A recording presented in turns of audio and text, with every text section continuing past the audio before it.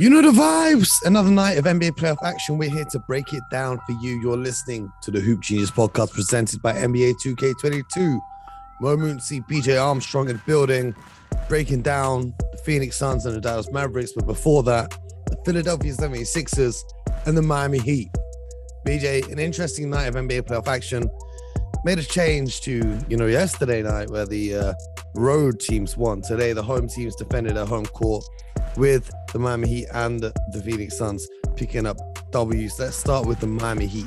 Going up against the Joel Embiid-less Philadelphia 76ers, who put up a valiant effort. Through that first half, they went in with a little 1-point lead at halftime. And throughout the first three quarters of the game, maybe even a little bit of the fourth, they put up a really good fight before, obviously, the Miami Heat pulled away down the stretch of the game. I want to give some credit to the Sixers because I didn't expect them to fight this hard. Coming out, game one, to start things off, they started DeAndre Jordan in the starting lineup. I knew that would get you excited, Mo. I knew that would get you excited. It got Miami excited because it did not go well in the slightest. Yeah, he did not have a good game. They actually downside. They went to Paul Reed, who was playing all right, but he got in some foul trouble. And then the Sixers went to the ultra small ball of playing without a center, which actually worked very well. I feel like, it's not sustainable.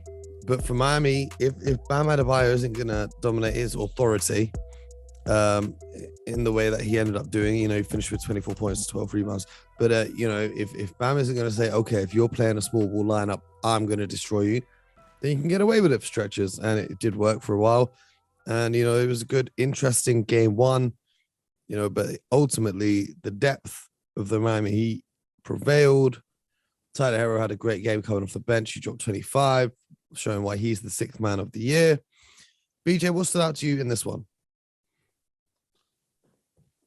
Well, you can look at Miami. Clearly, in the absence of Joel Embiid, you can see that the Philadelphia 76ers are trying to scramble. And they're just trying to find a combination that works for them.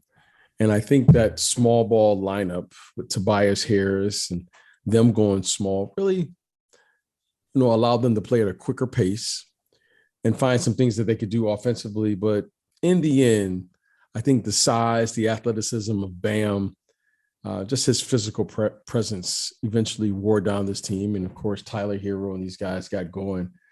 But I mean, the narrative of this game is the absence of Joel Embiid. I don't know what you really can expect, without the big fella in the lineup and what he does and what he brings to the team. So, you want to give them credit for hanging around for as long as they did. But overall, I don't know how realistic it is to think that they could win a game. I guess anything is possible. But I don't think Miami, they look like they're sharp. They look like they understand what needs to happen, and especially in his absence and knowing that, every game is critical. And they went out there and took care of business tonight.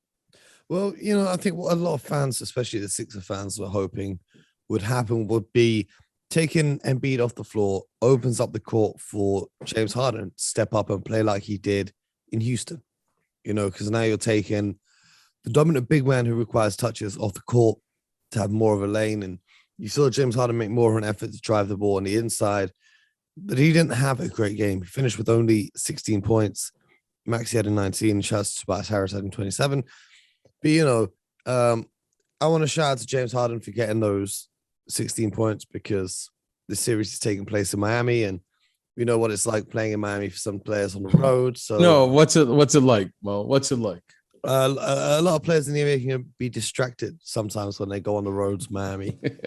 if we put it like that, there's a lot of tourist attractions that players can fall into the trap of. So shout out to Harden turning up at the arena. But I think fans and Sixer fans were hoping that he turned into 2018 James Harden, and he showed off a thing or two there. So credit to the depth of the Miami Heat, who, in all due respect, were without Kyle Lowry again. Gabe Vincent in the starting lineup, but just the way that Eric Spoelstra can get these guys to play. A lot of people say it's not even just the players of the Heat that's so great, it's the system that they play in. So we've seen playoff minutes for Omer Yurtseven tonight. Shout out So my Turkish brother must have been celebrating his Eid with a performance in the NBA playoffs. But we had the Miami Heat running their bench into this game, and I thought it was a good win. But then one thing that I wanted to get your opinion on, BJ, is to start this game out at the very start. The Miami Heat were running a little full court press on defense. I think they wanted to come out and make a statement and make their intentions known early that we're not here to give you a game. We're here to get this series over and done with. What's your take on the Miami Heat running that high-pressure defense all the way from the start? Well, what you want to do is you want to make the opposing player expend energy. And to me, that is just great basketball. I mean, that's why Eric Spoelstra is one of the elite coaches in the NBA, is because he's going to force James Harden to expend energy, right? Bringing that ball up the court. He's going to try to turn them in the backcourt. You can see PJ Tucker really made an effort every time, especially when they scored, is to address the ball and put pressure on the basketball. And that's very irritating to a lead guard, a point guard, when you have to face that level of pressure over and over again. But on the other hand, to me, that's why Tyrese Maxey, to me, just makes sense. Tyrese Maxey, to me, just makes sense now. We keep waiting on, you just said earlier, James Harden to turn back the hands of time. Well, maybe in the future that may be the case, but that's not going to happen now. And that's why I think it's important to let Tyrese Maxey be the lead guard and alleviate any type of press. Okay. I don't know too many guards that could pick him up full court. So allow Tyrese Maxey to do that. Get James Harden off the ball and force him to just be a scorer, because that's what he is right now. James Harden does not have the ability, or has not shown consistently, that he can get by, create the havoc that we've seen him do in the past, not doing that consistently. And that's why I think Tyrese Maxey, when he's playing downhill, wow. I mean, this kid is just, he made some tough shots tonight. So, you know what? I think, Coach Rivers will probably take a look at that as well. And then allow James Harden to just be a scorer. Just allow him to be a scorer. Just say, hey, James, you're going to be a two guard. If you can give us 16 to 20 points, if you get it going, you rebound the basketball, of course, you push it up. But otherwise, we're going to alleviate any type of pressure that the opposing team is going to put on us. Put it in Maxey's hand, and then let's move on and get into our sets. Well, I think a lot of people out there, I was speaking to a few friends during the day, and they said, man, I just wish that they switched the tip-off times, because a lot of people weren't too excited about the Sixers series without Joel Embiid, although he is reportedly trying to make a return, put on a mask, and get back during the series. But what everyone was looking forward to was the Dallas Mavericks versus the Phoenix Suns, which tipped off 3 a.m. UK time. So it's the late tip-off over here. It looked like the Dallas Mavericks were down and out. They were down by about 30 points. They managed to claw it back to get within 6. An interesting matchup because the Mavericks started off so cold. Luka Doncic doing what only Luka Doncic can do. He put up 45 points to go along with 12 rebounds and the assist. But ultimately, that wasn't enough, as 6 players on the Phoenix Suns scored in double digits, and they came away with the Game 1 win defending their home court. BJ, what stood out to you from this one? What were your takeaways from this game? Well, clearly, you can see what Dallas is trying to do. They'll give up 2 in order to get 3. And they came out in the first half and they really shot the ball exceptionally well. Okay. The kid, was it Kleber? Is that how you pronounce his name? Yeah. Kleber.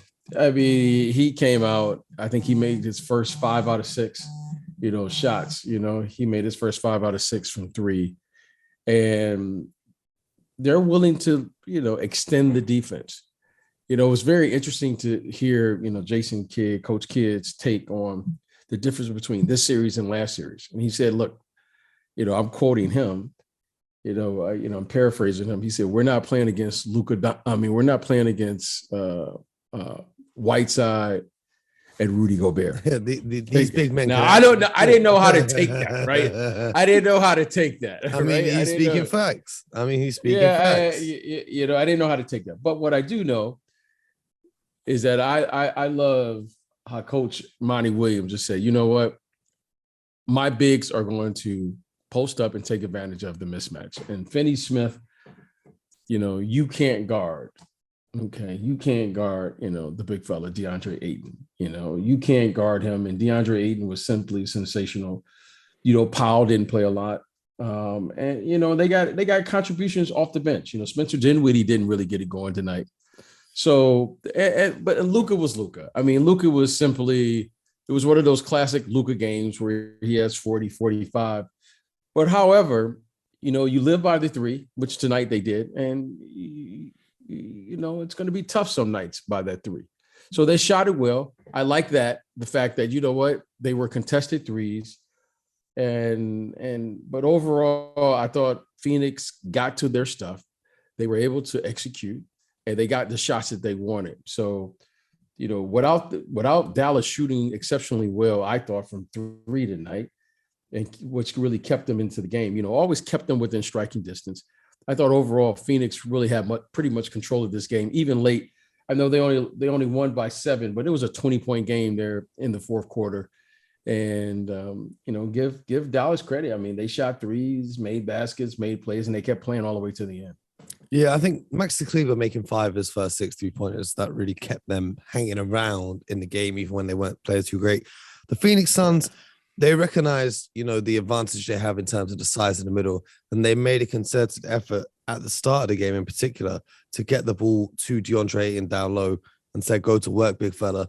They were trying to dump the ball down low, give it to him, get him touches inside the paint to really establish that presence. And with all due respect to DeAndre Ayton, he did his job. 25 points, 8 rebounds, got them the W. And then JaVale McGee came in off the bench and they still tried to dominate with the size. And, one thing that's interesting for me is when I watched Luka Doncic play, he had a great game, but, you see these players, they try and hunt out the switches on the screen roll and they try and hunt the matchups that they want. And most players, they do that down the stretch in the fourth. Luka was doing that from the tip off. As soon as the ball tipped off, they had Bridges guarding him, and then he was trying to get a screen and get Chris Paul guarding him, or the screen and get DeAndre Ayton guarding him. And he didn't have too much success against those guys in particular. But it's Luka, so he did get the ball going through the bucket. He had a very solid performance, but what stands out to me is we see this over and over again with the Dallas Mavericks. Luka Doncic can put up over 40 points a game, and they can get and they can lose. What do the Dallas Mavericks need on their team to take it to a next level? Because right now, watching that game tonight, it looked like the Phoenix Suns were a class ahead of the Dallas Mavericks. What do they need on their roster to put them in that same category as the Phoenix Suns? Well, when you're shooting the ball I think they shot over 40% tonight from three. It can keep you in the game. Shooting the ball well covers up a lot of mistakes. However, the Phoenix Suns were able to get any shot that they wanted. So I think defensively, if Dallas is going to have a chance to win this series, they're going to have to play much better defense. And it's going to have to start up with matchups. Now, if they're going to match up, with their bigs, that's going to take away some of their three-point shooting. And clearly you can see that Coach Kidd and the staff said, we have to extend this defense, right? We're going to hunt down matchups. We're going to allow Luka to be aggressive. If they help, we're going to put our corners in the threes. And, all those guys, Max in particular, he was open for a reason, right? Now, that's a game plan. Offensively, you can see that they can get shots, which is always a plus. You know what you can get to. However, they're going to have to stop somebody, Mo. You always hear me talk about that. You have to stop someone. So I think defensively, they're going to have to pick their poison. What are they going to do with Devin Booker? What are they going to do with the screen and roll? Because the size of DeAndre Ayton, JaVale McGee, and these guys clearly was an advantage. And you saw that reflected. Cam Johnson came in 51-38 in terms of the Phoenix Suns. That's what I'm saying. They're gonna have to. They're gonna now. You got to give up something. Okay, they said they're gonna give up size, rebounding, so forth on the defensive end to gain something. If they don't shoot the ball well, though, more they have an off shooting night. This is easily a 20-point plus win, and them to get down. Yeah. Okay, and I don't know. I mean, look. Is it possible for Luka to play like this? Yeah, but you're going to ask who else to step up and do this. I thought they did a really good job on Brunson tonight. Here's a guy that had a 40-point effort in the last series. Okay. Yep, he gets 13 or so. And then Spencer Dinwiddie only had like 8. Well, Brunson had to sit early with foul trouble. Right. So, that's part of the reason he couldn't really find his rhythm and find his flow. But yeah, for the Phoenix Suns, the role players were getting whatever they want. Guys like Cam Johnson, Jay Crowder, they were just hitting mostly open 3-pointers whenever they needed to. Cam Johnson has 17 off the bench, 3 from 6 from behind the arc. Jay Crowder really struggled shooting the 3-ball in the first round. He went 3 from 5. It's got to be one of his best shooting. I mean, he hasn't shot the ball well, but for him, I don't worry about him. He plays well no matter what because he had the foul, offensive foul early on in the game. The kick, the leg kick. Yeah, you know what? That was a little questionable. Very, very entertained by. He had a few things to insinuate on that. That was a very, very strange way to kick your leg out when you're shooting the 3-pointer. Oh, stop it, Mo. Stop. Really? Well, let me tell you something. Okay, maybe you can. Let me tell you something. Jay Crowder, there's no way that you're playing and you have figured out whether you're going to shoot it, pass it, block, slips out of your hand, and I'm going to kick the guy on the move like that. Mo. I never seen his legs do that on any other 3-pointer he shoots, though. So what was it about that? How many times you see guys flop? How many times do you see guys flop? All of these guys flop. Luka flopped on that play? Yeah, all of these guys flop. Everybody flops and flails. Guy gets hit and he throws his hand back or he exaggerates whatever. But if you're telling me that Jay Crowder has the ability to make all of these decisions, okay? So all of these decisions is kicking your leg out when the guy's closing out to you. You know what's the funniest thing about that play was Reggie Miller was on the call. Oh, God. And I was screaming at my television, Reggie, you better not say a word. Yeah, that's the Reggie Miller trademark. Kicking the legs out in the 3-point attempts. You better not say a word. Now, I can get it if you're shooting or doing something, but no, this guy's on the move. He's playing the balls. All these guys flail. I mean, it is what it is. Well, it's looking right now that the semifinals in the playoffs, I personally don't see this series against Dallas being a long series.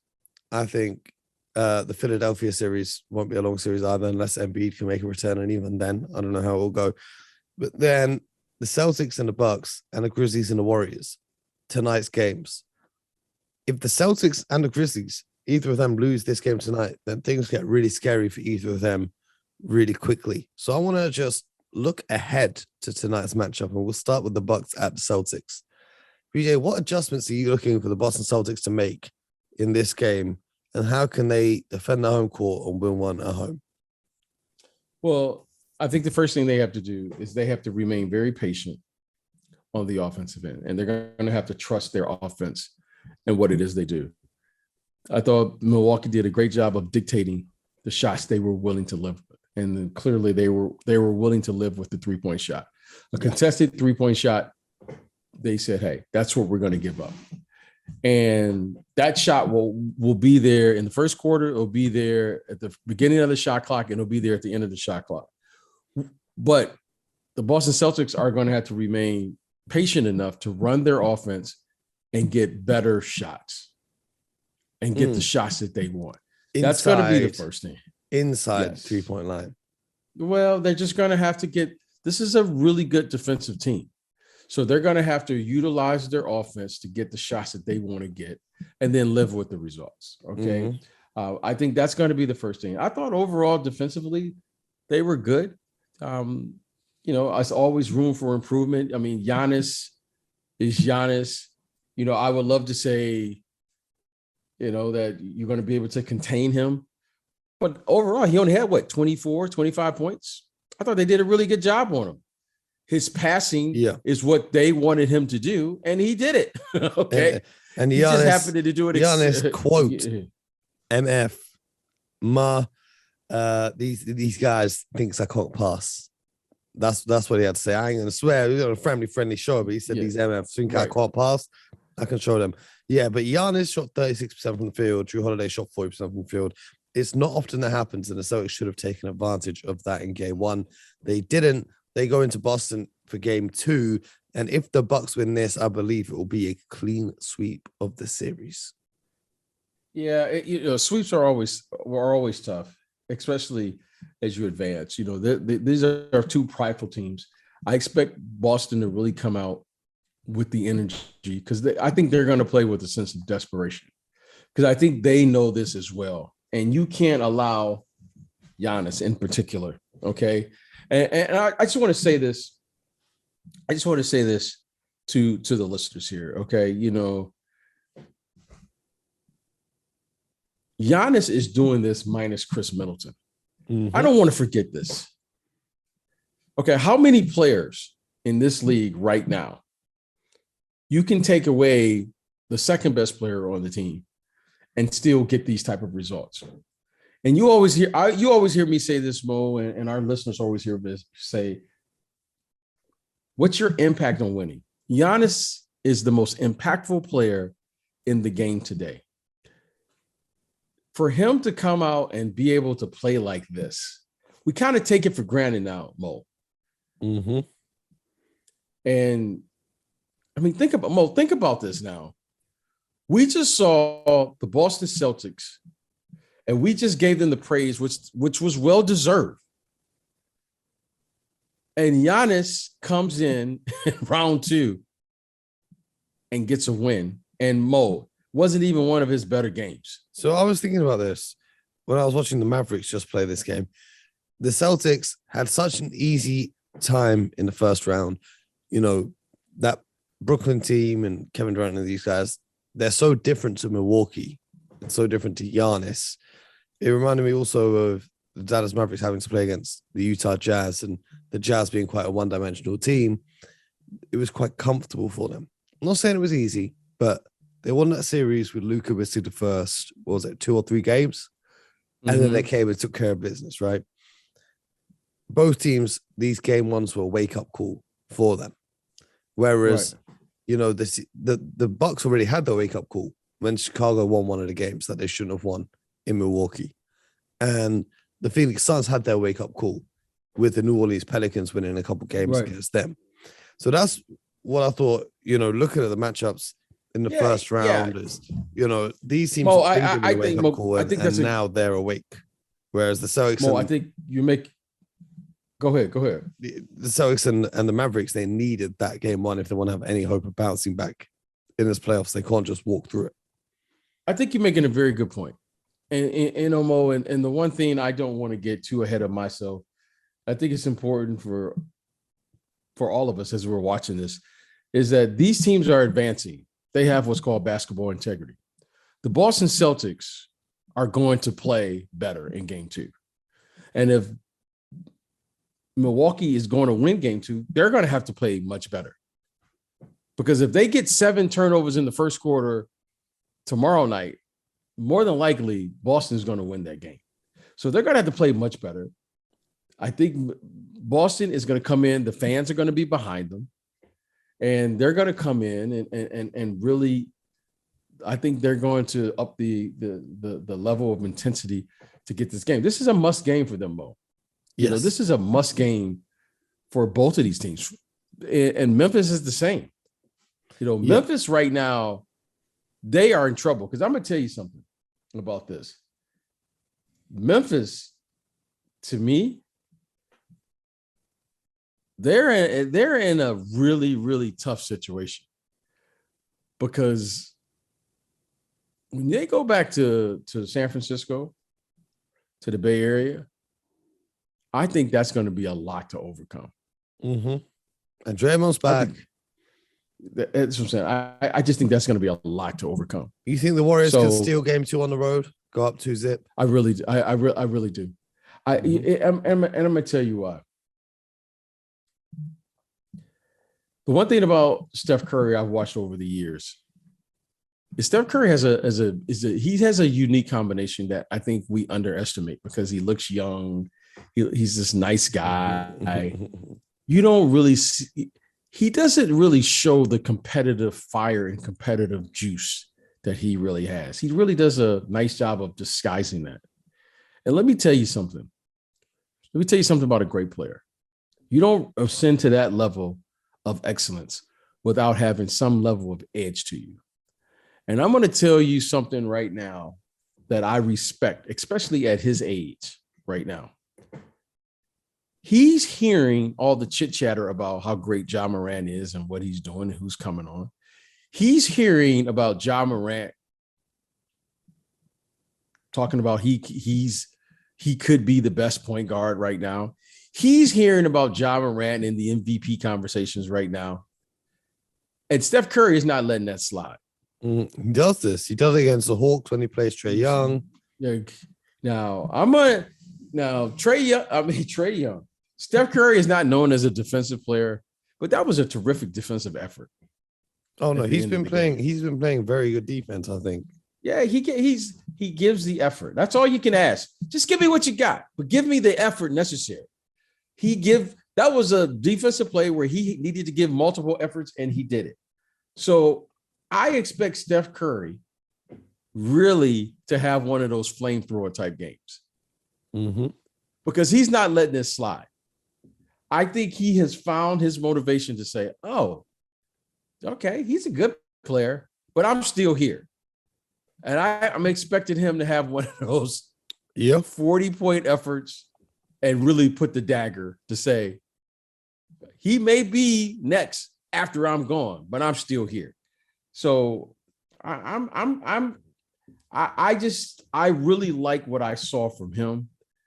And he continues even at this age. And I love that as you mature as a player, sometimes you don't have the energy to deal with these younger guys. But the fact that he's still doing it and he's found this level of motivation, I think they come out in game 2 and really try to take advantage and really say, you know what, let's get rid of these guys and really try to bury them while we got them down.